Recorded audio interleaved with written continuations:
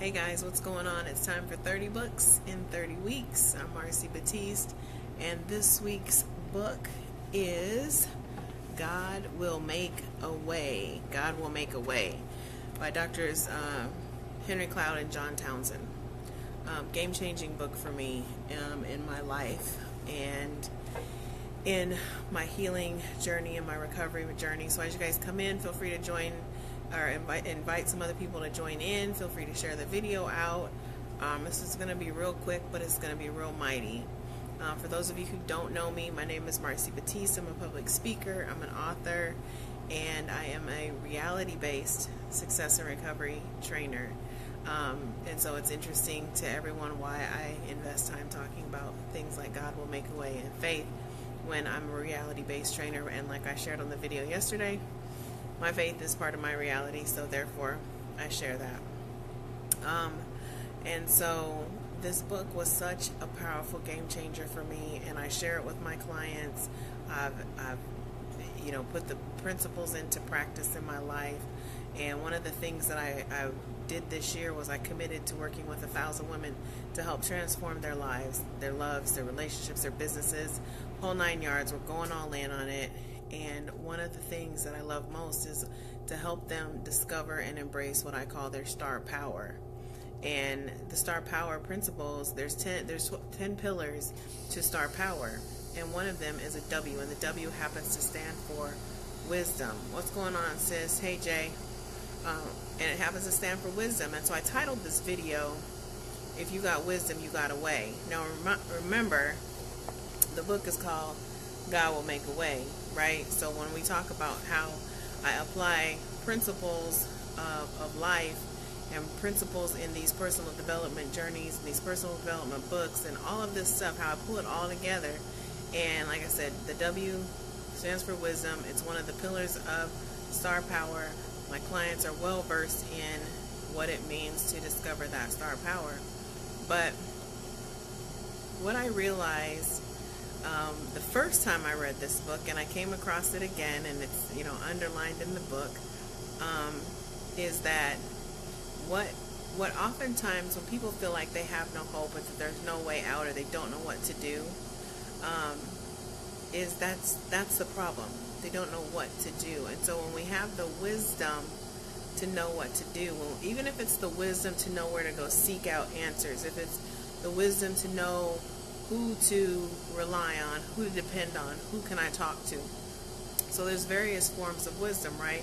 But basically wisdom is merely your experiences applied, right? So you put your life experiences, you put them into action.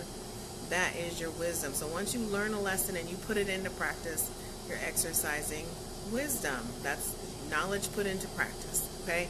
Understand that. So once you have the wisdom, meaning you have the knowledge, so now I know where I can go to look for an answer. I know where I can go to find a solution. After you've checked with the man upstairs, right? After you've checked with him, checked with the Father, oftentimes if you're still long enough, he will grant you the wisdom. He will grant you the direction that you need to go into.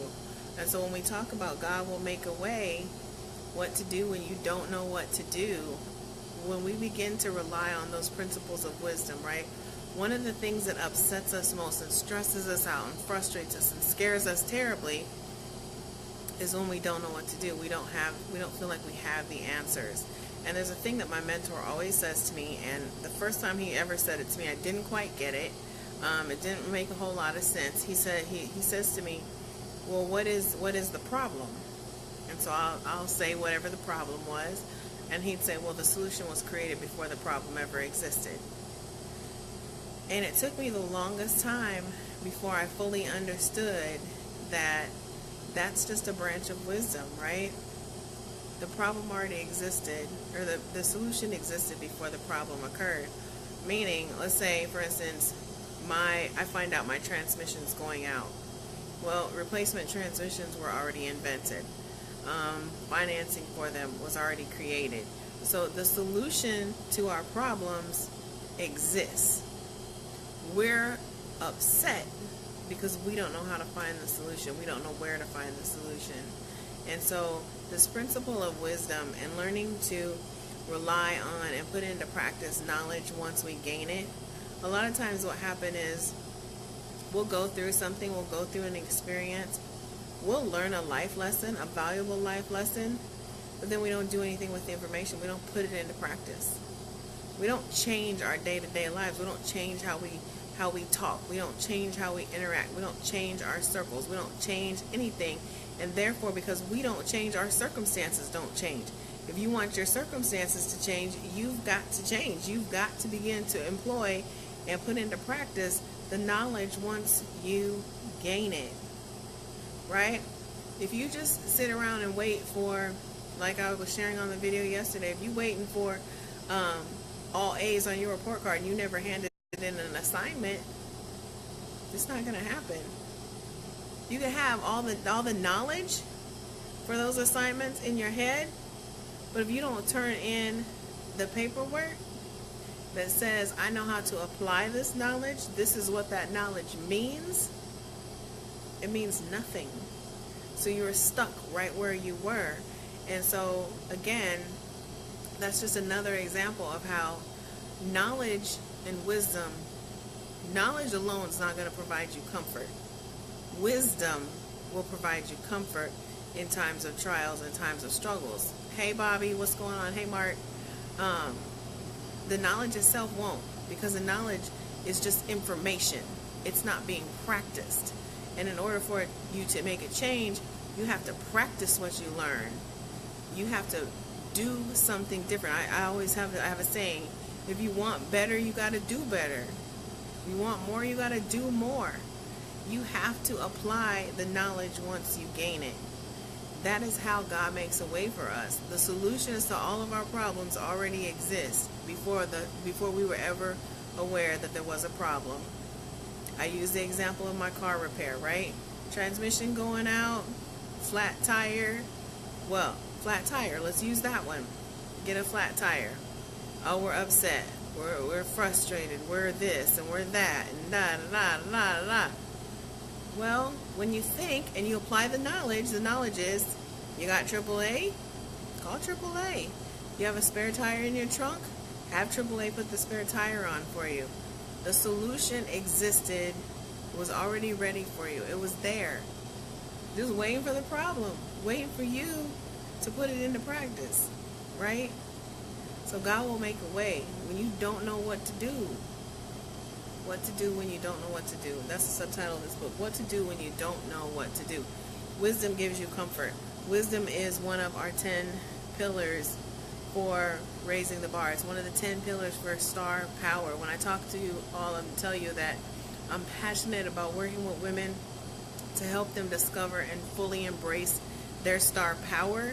It's pillars like wisdom that are so important. It's fundamental for them to be able to ignite the light for someone else.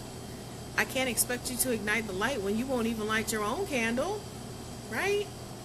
So if you're going to keep rising, if you're going to ignite the light for someone else, you got to first be able to know how to ignite your own. When your light dims, you got to figure out how you're going to put it back on. You can't wait for somebody else to come along and do that for you. It doesn't work that way. You have it within you. That's what I tell my clients. You already have star power within you. It's just a matter of you discovering it and putting it into practice. And so that embracing their star power, that's all about that, igniting the light for someone else. Now that I know I shine bright, now that I know I'm rising, I can help someone else do that. That's what it means. That's what it means to discover and embrace your star power. That's what it means when it says God will make a way. He made the way. He's just waiting on you to find it. So make sure you turn in your assignments. Don't waste the knowledge. Put it into practice. Convert your knowledge into wisdom and ignite the light for someone else. All right, y'all. That's it for tonight. That's my message. We are on week 11, 30 books in 30 weeks. God will make a way. This book. Woo!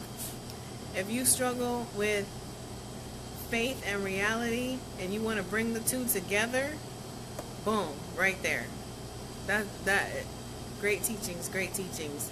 So my whole success and recovery based in reality, but I still have faith. Faith is part of my reality, and so you have to learn how to bring the two together. You have to convert the knowledge of faith and the knowledge of reality into wisdom that serves your greater good, that feeds your soul.